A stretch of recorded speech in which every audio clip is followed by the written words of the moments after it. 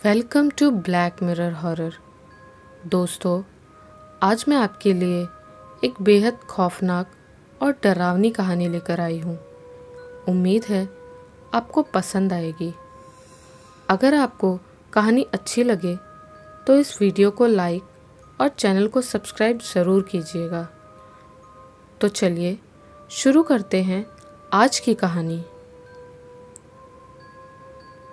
बात कई साल पुरानी है, जब मेरी नई नई नौकरी नागपुर में लगी थी। मैं एक सेल्समैन था और मुझे बहुत टूर करना पड़ता था। मार्च महीने के दिन थे, दोपहर का वक्त था और तेज़ गर्मी से मेरा बुरा हाल था।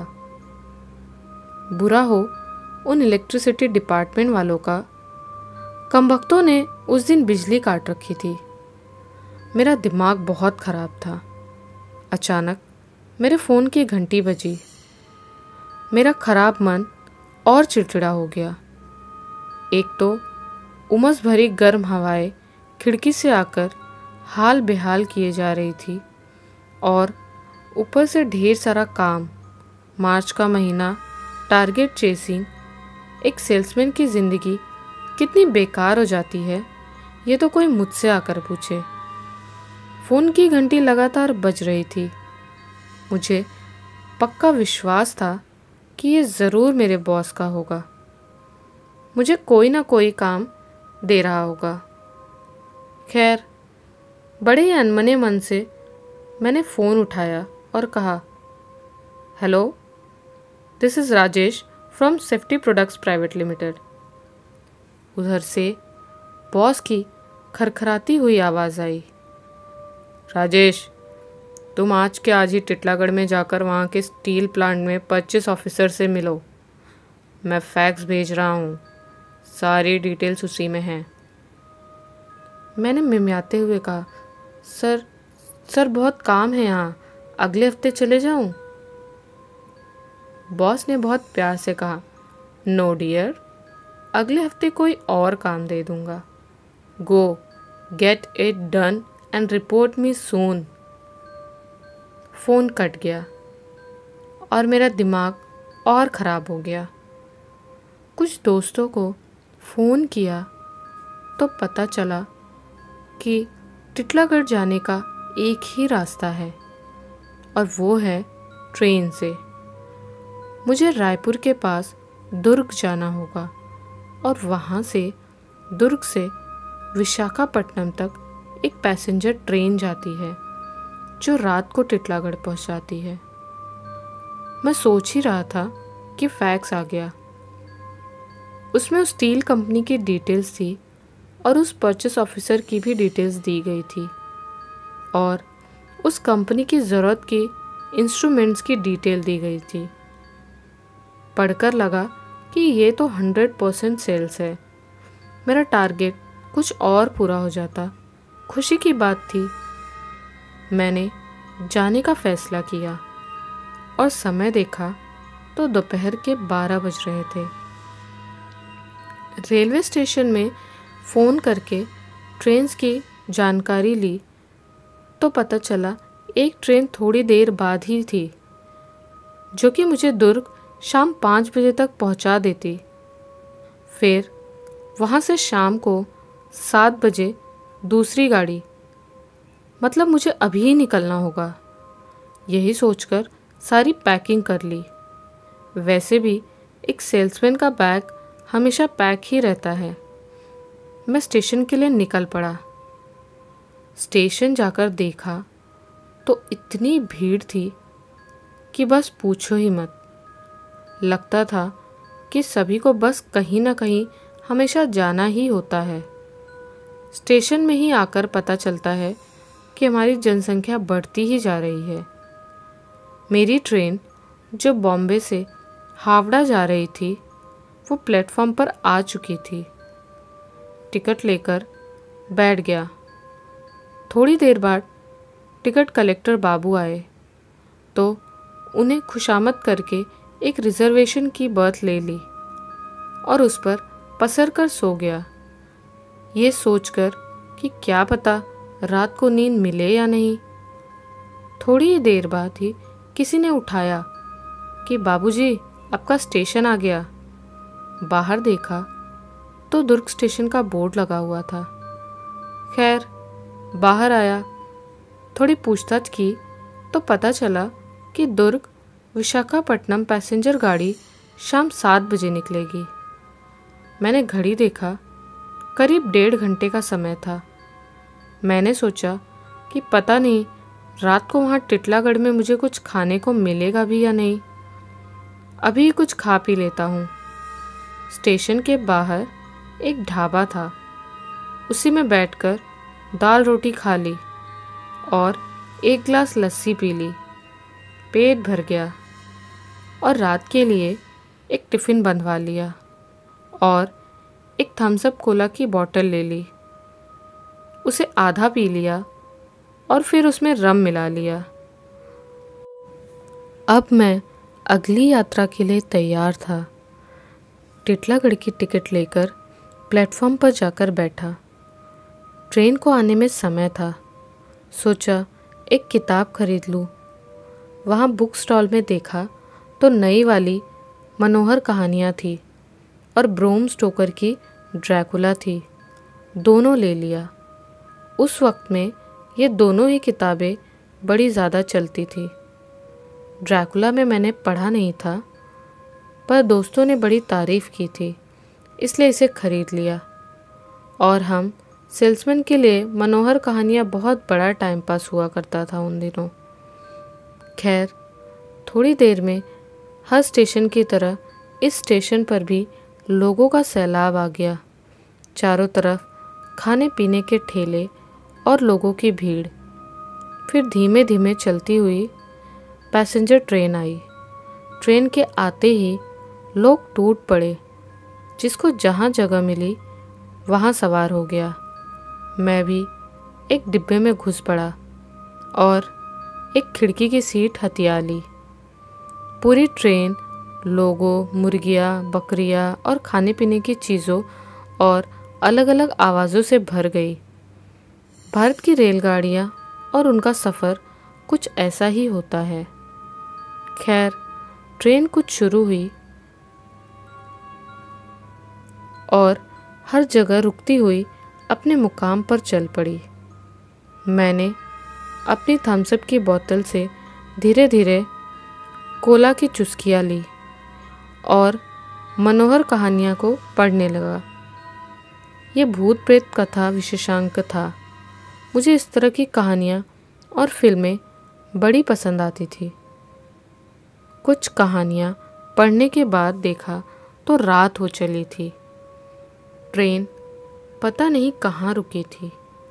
बहुत से मुसाफिर ऊँघ रहे थे, कुछ सो ही गए थे, कुछ बातों में मशगूल थे। मैंने घड़ी देखी, रात के करीब 10 बज रहे थे। मैंने बैग से अपना टिफ़िन निकाला और खाना शुरू किया। ये टिफ़िन मैंने दुर्ग में ढाबा से बंधवा लिया था। खाने के बाद फिर धीरे धीरे चुस्की लेते हुए मैंने अब ड्रैकुला की किताब पढ़नी शुरू की।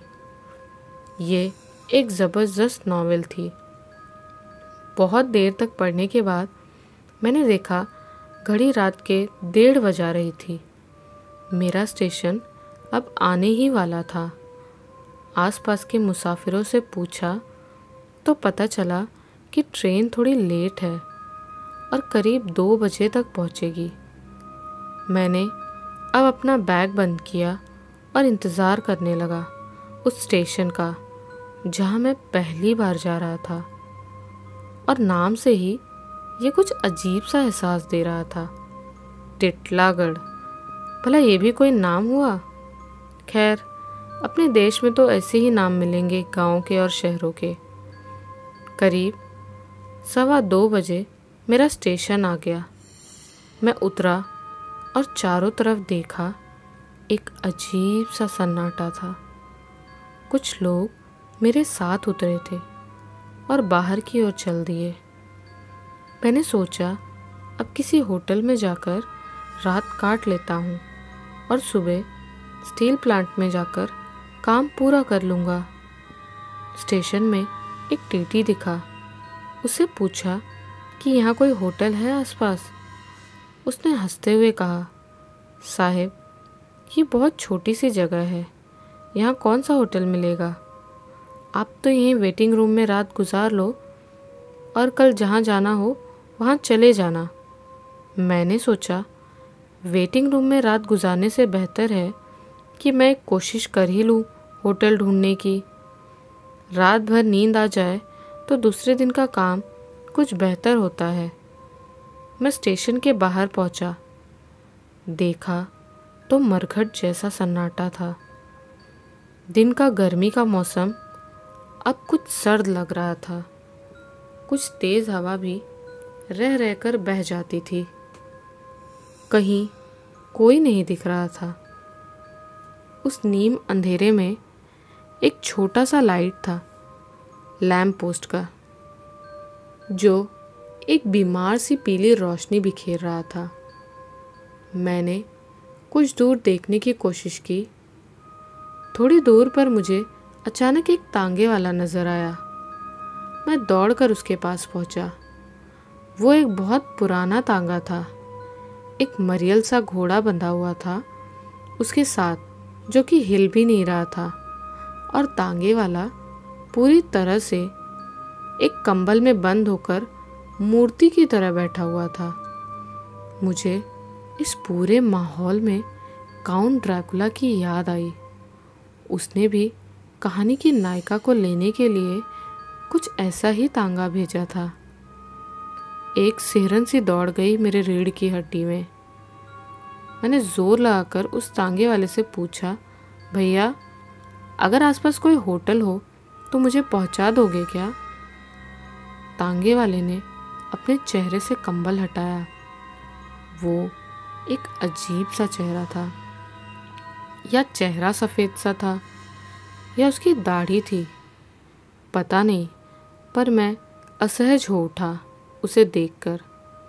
मुझे एक अजीब सी गंध आने लगी। मुझे समझ नहीं आ रहा था कि वो गंध कहाँ की है, पर वो कुछ जानी सी गंध थी।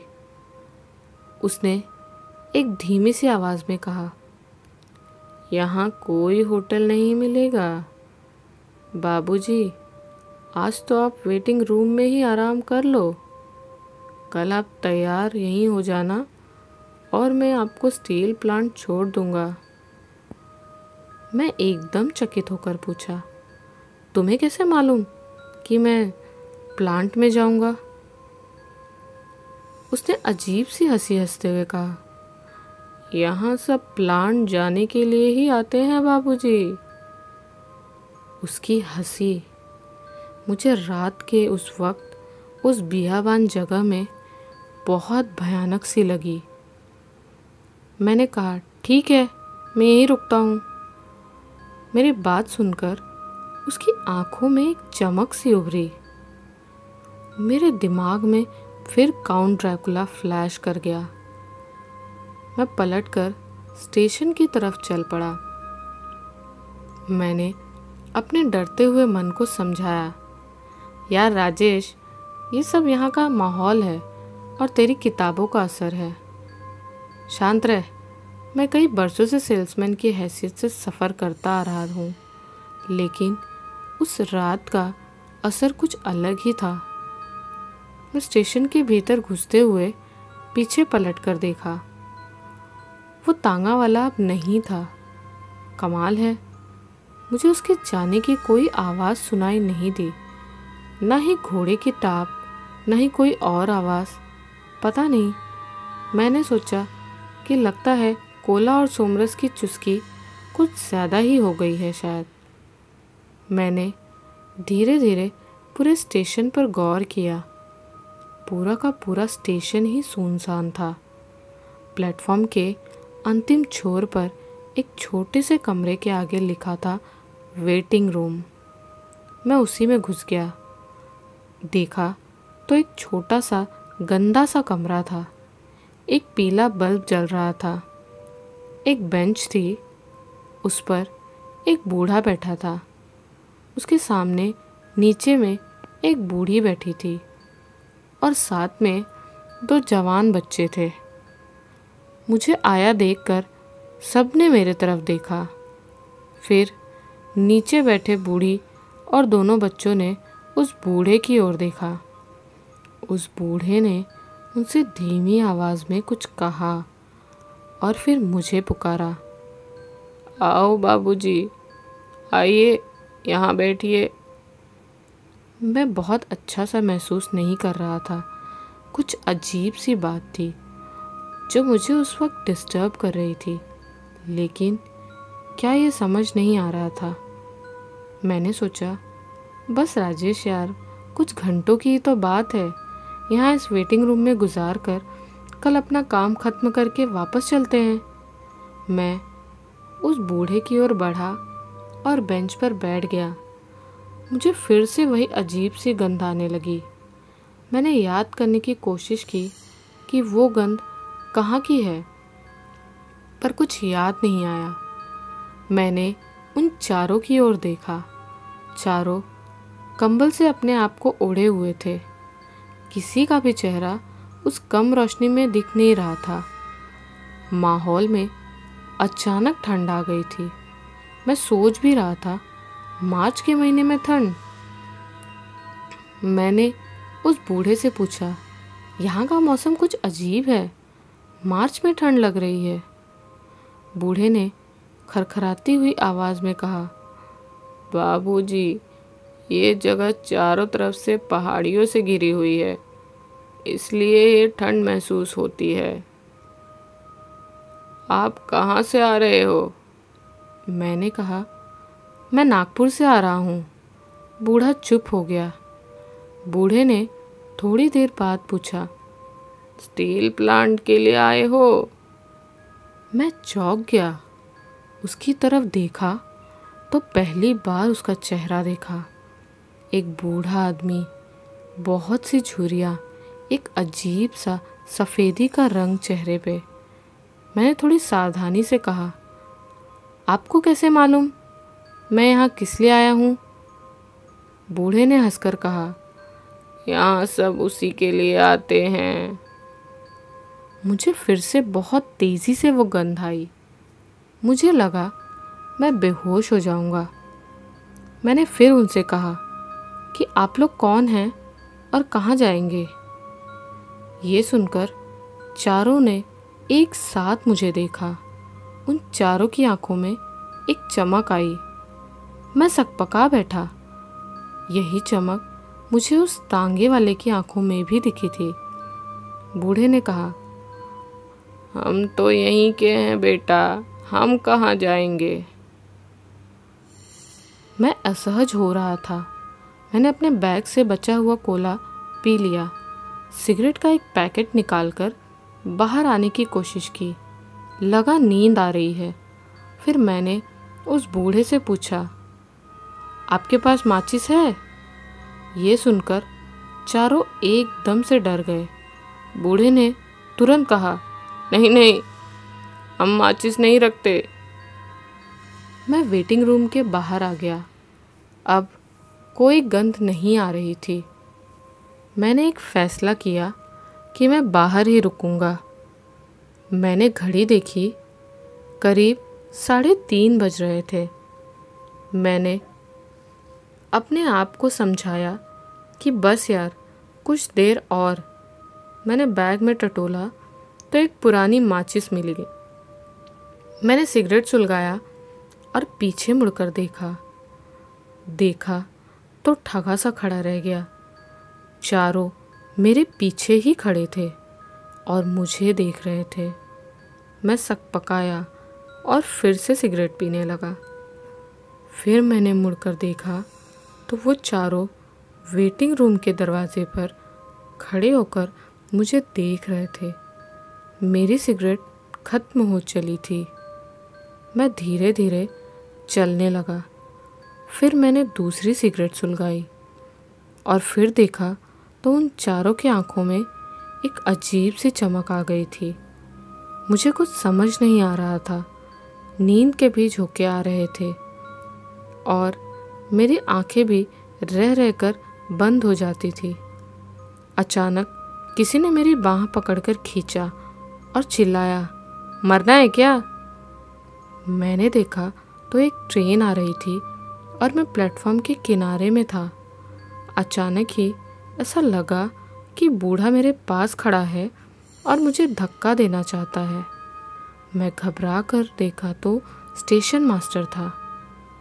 उसने कहा कि बेंच पर जाकर सो जाओ। मैंने वही फैसला किया। स्टेशन पर एक बेंच थी, उस पर जाकर लेटा और सोने की कोशिश करने लगा। अब मुझे डर भी लग रहा था। अचानक करवट बदली तो देखा वही बूढ़ा पास में खड़ा था। मैं उठकर बैठ गया। मैंने कहा, क्या बात है, क्या चाहते हो? मुझे लगने लगा कि वो चोरों की टोली है जो मेरा बैग छीनना चाहते हैं। उस बूढ़े ने कहा, यहाँ मत सो बेटा, वहाँ वेटिंग रूम में सो जाओ। मैंने कहा कि मैं यहीं सोऊंगा, और अगर तुम यहाँ से नहीं गए तो मैं स्टेशन मास्टर के पास तुम्हारी शिकायत कर दूंगा। ये सुनकर वो मुस्कुराया। उसकी मुस्कुराहट ने मेरी रीढ़ की हड्डी में कंपकपी पहुंचा दी। वो एक सर्द मुस्कुराहट थी। मुझे वो गंध फिर से आने लगी। वो चला गया। उसके जाते ही मैं गहरी नींद में चला गया। कुछ देर बाद किसी गाड़ी की आवाज़ ने मुझे उठा दिया। देखा तो सुबह हो चुकी थी। रात के बारे में सोचा तो हंसी आ गई। मैंने अपने आप से कहा कि मैं ख्वामखा डर रहा था। मुझ पर लगता था कि किताबों का असर हो गया था। मैंने समय देखा, सुबह के 7 बज रहे थे। सोचा कि यहीं वेटिंग रूम में तैयार हो जाता हूँ और फिर स्टील प्लांट जाकर शाम की गाड़ी से वापस चले जाऊँगा। एक दिन के होटल के पैसे भी बच जाएंगे और इस भुतार जगह से पीछा छूट जाएगा। वापस वेटिंग रूम में गया तो देखा बहुत से लोगों से भरी हुई थी। कुछ अच्छा लगा पहली बार इतनी भीड़ को देखकर। उस बूढ़े को ढूंढने देखने की इच्छा हुई, लेकिन वो वहाँ नहीं था। मैं तैयार हुआ, बाहर निकला। सोचा चाय और नाश्ता करके सीधा प्लांट चला जाऊंगा। चाय की दुकान पर जाकर चाय वाले को चाय के लिए कहा। इतने में पीछे से आवाज़ आई, हमें चाय नहीं पिलाओगे बाबूजी? आवाज़ सुनकर जहन को झटका लगा। मुड़कर देखा तो वही बूढ़ा, बूढ़ी और दोनों बच्चे थे। दिन की रोशनी में भी मुझे एक अजीब सा डर लगने लगा। अचानक वही तेज़ गंध फिर से आने लगी। गौर से उन सबको देखा। सबके चेहरे थोड़े सफ़ेद से नज़र आए। सबकी आंखों में वही चमक जो तांगे वाले के आँख में थी। मुझे उस तांगे वाले की याद आई। स्टेशन के उस पार देखा तो उसी लैंप पोस्ट के पास वो खड़ा था और मेरी ओर ही देख रहा था। मैंने फिर गौर से बूढ़े की ओर देखा। मुझे लगा बेचारा बहुत ही गरीब है, कुछ मदद कर देनी ही चाहिए। मैंने पूछा, कुछ पैसे चाहिए बाबा? बूढ़े ने कहा, नहीं नहीं, सिर्फ चाय पिला दो। तुम मेरे बेटे की उम्र के हो, इसलिए तुमसे ही मांग रहा हूँ। ये सुनकर मुझे दया आ गई। मैं स्वभाव से बहुत दयालु था। मैंने चाय वाले से कहा, भाई इन चारों को भी चाय पिला दो। चाय वाले ने मुझे गौर से देखा और पूछा, किन चारों को बाबूजी? मैंने पलट कर देखा तो वो चारों फिर गायब थे। मेरा दिमाग फिरने लगा। पहली बार मुझे डर लगा था। मैंने चारों तरफ देखा। मुझे पसीना आ रहा था, पता नहीं, लेकिन बहुत डर लग रहा था पहली बार। अचानक देखा तो स्टेशन के गेट से मेरा एक पुराना दोस्त बाहर निकल रहा था। मैंने उसे आवाज़ दी, उमेश, यहाँ इधर आ, मैं राजेश हूँ नागपुर से। उसने मुझे देखा और पास आया और पूछा, यहाँ कैसे बे? मैंने कहा, यार स्टील प्लांट में परचेस में मिलने आया हूँ। वो बोला कि मैं भी वहीं जा रहा हूँ, साथ चल मेरे। मुझे बड़ी राहत मिली। मैंने चारों ओर देखा, कोई नहीं था, ना वो बूढ़ा और ना ही उस बूढ़े का परिवार और ना ही वो तांगे वाला। उमेश से बस बिजनेस की दोस्ती थी और अक्सर हम एक ही कस्टमर के पास मिलते थे और अपने अपने बिजनेस के लिए लड़ते थे। पर आज बहुत अच्छा लग रहा था। हम दोनों प्लांट गए और अपना अपना काम किया। मुझे ऑर्डर मिल गया और उमेश को भी। हमने सोचा कि रात की गाड़ी से वापस चले जाते हैं। उसे रायपुर जाना था, मैं भी वहीं से गाड़ी बदलकर नागपुर चले जाऊंगा, ऐसा मैंने सोचा।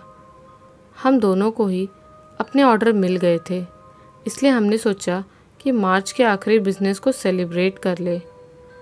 हम एक छोटे से ढाबे पर जाकर खाने पीने लगे। रात के करीब 12 बजे वो ट्रेन थी। हम 11 बजे स्टेशन पहुंच गए और अपनी टिकट लेकर इंतज़ार करने लगे प्लेटफॉर्म पे। अचानक ही थोड़ी देर बाद मुझे वही अजीब सी गंध आने लगी। मैंने पलट कर देखा तो वही बूढ़ा अपने परिवार और उस तांगे वाले के साथ मेरे पीछे खड़ा था। मैंने झुक कर अपने बगल में देखा तो मेरा दोस्त बैठे बैठे ही सो रहा था। मैंने बूढ़े को देखा, वो अजीब सी हंसी हंस रहा था और मुझसे कहने लगा, जा रहे हो बाबूजी? हमारे साथ थोड़ी देर और समय बिता जाते। मैंने कहा, देखो, तुम्हें अगर कुछ पैसे चाहिए तो बोलो, मैं देता हूँ, पर मेरा पीछा छोड़ो। बूढ़े ने कहा, हमें पैसे नहीं चाहिए बाबूजी, आप चाहिए। आप बड़े अच्छे लगने लगे हो हमें, आप तो हमारे बेटे की उम्र के हो। कहकर बूढ़ा रोने लगा। मुझे बहुत अजीब सा महसूस हो रहा था। मैंने बूढ़े को अपने साथ बैठने को कहा, उसी बेंच पर जहाँ मेरा दोस्त बैठा था। एक तो उस छोटे से स्टेशन पर ठीक से रोशनी भी नहीं थी। मुझे अच्छा नहीं लग रहा था, लेकिन देखा कि अब चारों ओर और वो तांगे वाला सभी रोने लगे थे। बूढ़े ने मेरा हाथ थामा। बाप रे, कितना ठंडा हाथ था उसका। मुझे एक सिहरन सी दौड़ गई। एक तो वो अजीब सी गंध, दूसरा ये ठंडा हाथ और फिर उन सबका रोना। मेरे दिमाग में एक अजीब सी तारी छाने लगी। मेरी आंखें मुंदियाने लगी। अचानक ही गाड़ी के आने की आवाज़ आई। मेरा दोस्त हड़बड़ा कर उठा और मुझे बोला, अबे चल, ट्रेन आ गई है। मैं भी हड़बड़ा कर उठा। ट्रेन को देखने के चक्कर में इन सबको भूल ही गया। ट्रेन आई, हम दोनों जाने लगे। मेरा दोस्त चढ़ गया ट्रेन में। मैंने चढ़ने लगा तो बूढ़े ने आवाज़ दी, बेटा जा रहे हो हमें छोड़कर? मुझे अजीब सा लगा। मैंने सोचा कुछ और, फिर ज़बरदस्ती बूढ़े के हाथ में कुछ रुपए रखे और झुककर बूढ़े के पैर छूना चाहा। उन दिनों मैं हर उम्र दराज व्यक्ति के पैर छू लिया करता था। देखा तो बूढ़ा मुड़ गया था। उसके पैर उल्टी दिशा में थे। मैंने सर उठाकर देखा तो कहने लगा, बाबा पैर तो छूने दो। देखा तो उनका चेहरा मेरी ही तरफ था। फिर नीचे देखा तो पैर उल्टी तरफ थे। मुझे एक गहरा झटका लगा। मैं ज़ोर से चिल्लाया और बेहोश हो गया। थोड़ी देर बाद किसी ने मेरे चेहरे पे पानी डाला। आंखें खुली तो देखा मेरा दोस्त उमेश था। मैं गाड़ी में लेटा था और गाड़ी चल रही थी। उमेश बोला, साले ज़्यादा पीता क्यों है जब संभलती नहीं है? मैं अटक कर बोला, भूत। वो हंसने लगा, भूत? अबे इस दुनिया में भूत कहाँ होते हैं? ये सब बेकार की बातें हैं, तू सो जा। मैं फिर सो गया था, बेहोश हो गया था। बहुत ज़ोर ज़ोर की आवाज़ें आ रही थी। बड़ी मुश्किल से मैंने अपनी आंखें खोली। देखा तो कोई स्टेशन था। उमेश पहले ही उठ गया था। मुझे देखकर कह रहा था, उठ जा राजेश, सुबह हो गई। मैंने पूछा, यार कौन सा स्टेशन है? उसने कहा, रायपुर है, मैं उतर रहा हूँ, तो यहीं से दूसरी गाड़ी ले ले नागपुर के लिए। चल तुझे बिठा देता हूँ। हम दूसरे प्लेटफॉर्म पर पहुँचे। वहाँ एक गाड़ी थी जो नागपुर जा रही थी। उमेश जाकर टिकट और अखबार और चाय ले आया। मेरी हालत कुछ ठीक नहीं थी। कल का ही असर था। उमेश ने टीटी से बात करके एक जगह दिलवा दी। मैं अपनी सीट पर बैठ गया। उमेश चला गया। मैंने चाय पी और अखबार खोला। तीसरे पेज पर एक खबर पर मेरी निगाह रुक गई। मेरी सांस अटक कर रह गई। उस खबर में उस बूढ़े का परिवार और उस तांगे वाले का फोटो साथ में था। जल्दी जल्दी खबर पढ़ी तो सन्न रह गया। वो पूरा परिवार उस तांगे वाले के साथ टिटलागढ़ के पास एक एक्सीडेंट में 2 दिन पहले ही मारे जा चुके थे।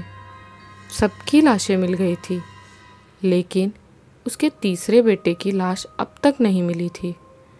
तस्वीर गौर से देखी तो उसके बेटे का भी एक फ़ोटो दिया हुआ था, जिसकी लाश अब तक नहीं मिली थी। उसका चेहरा मुझसे मिलता था। मैं सिहर कर रह गया। मैं पत्थर सा बनकर रह गया। तो क्या मैंने शापित आत्माओं के साथ टिटलागढ़ की रात काटी? मुझे अब सब कुछ समझ में आ रहा था। वो तेज़ गंध शमशान में जल रही लाशों की होती है, जो उस वक्त कल मुझे आ रही थी। वो सफ़ेद चेहरे लाशों के होते हैं। वो चमकीली आंखें भूतों की होती हैं। और भारत में ये कहा जाता है कि भूतों के पैर उल्टी तरफ होते हैं। अब सब कुछ समझ आ रहा था और मैं तेज़ी से डर के मारे कांप रहा था। ट्रेन तेज़ी से भाग रही थी और मैं कांप रहा था। मेरी हालत देखकर किसी ने पानी पिलाया। मेरी दिमागी हालत ख़राब हो गई थी। थोड़ी देर बाद एक भिखारी भीख मांगने आया अपने साथियों के साथ। मैंने यूं ही नज़र डाली तो देखा वही बूढ़ा अपने परिवार और तांगे वाले के साथ था। मुझे देखकर उसकी आंखें चमक रही थी। मैं फिर बेहोश हो गया। तो दोस्तों, कैसी लगी आपको ये कहानी? हमें ज़रूर बताइएगा। अगर आपके पास भी ऐसी कोई डरावनी घटना या कहानी हो तो हमें इंस्टाग्राम पे भेज सकते हैं। हम आपकी कहानियों को अपनी वीडियोस के ज़रिए लोगों तक पहुंचाएंगे। इंस्टाग्राम आईडी डिस्क्रिप्शन में है। मिलते हैं ऐसी ही नई और सच्ची डरावनी कहानियों के साथ। तब तक के लिए बाय एंड टेक केयर।